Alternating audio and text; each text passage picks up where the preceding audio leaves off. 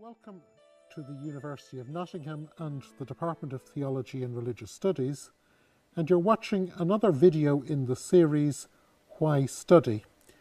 With me today I've Dr. John Hoover, who's our expert in Islamic studies, and he's also an expert in the work of Ibn Taymiyyah, who is a famous Arabic historian.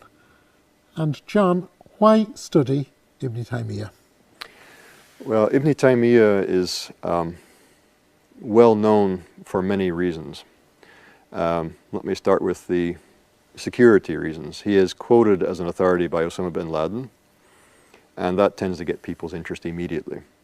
And then he's also famous for having written a large work on Shiism, which is feeding into a lot of Sunni Shia polemics today. He was himself a Sunni. He lived most of his life in Damascus, and there were Shia-Sunni tensions in Damascus at that time. He also wrote the largest refutation of Christianity in the whole Islamic tradition. He's written a refutation of Aristotelian logic, and coming out of this, he's quite a modern figure, actually, in terms of his epistemology and the way in which he approaches texts and so on. He's written a very huge work arguing that the revelation of Islam agrees with reason, so the agreement of revelation and reason. He's talked about Sufism and the spirituality of Islam, and he is well known for his critique of saint worship, shrine worship, or the shrine cult.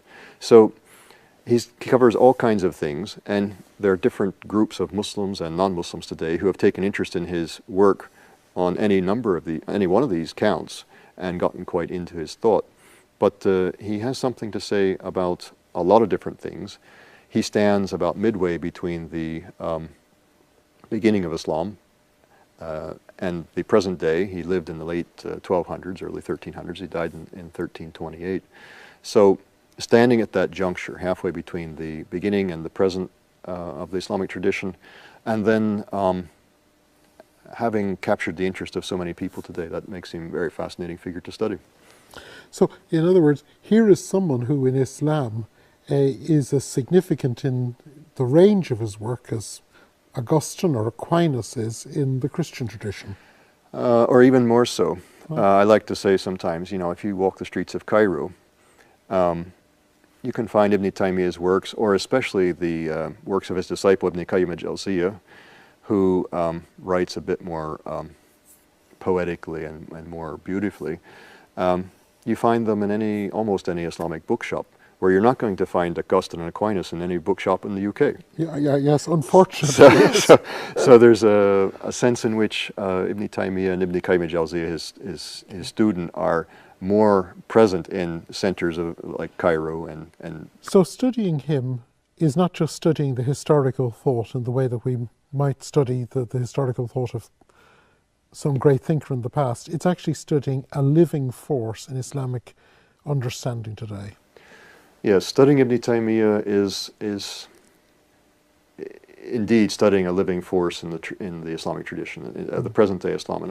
To what extent is Ibn Taymiyyah today, we spoke earlier about him being a living force. Mm-hmm.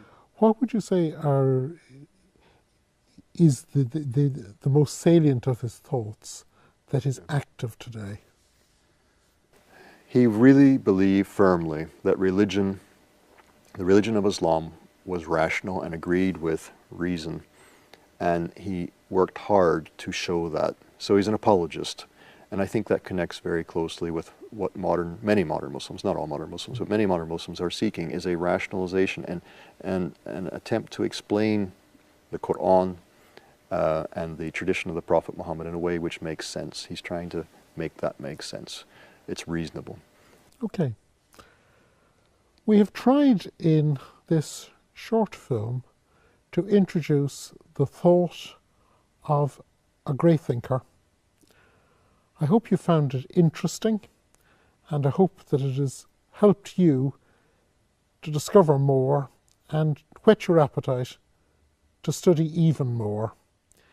John, it's been great having you. Thank you. Thank you for watching. And from the Department of Theology and Religious Studies here in the University of Nottingham,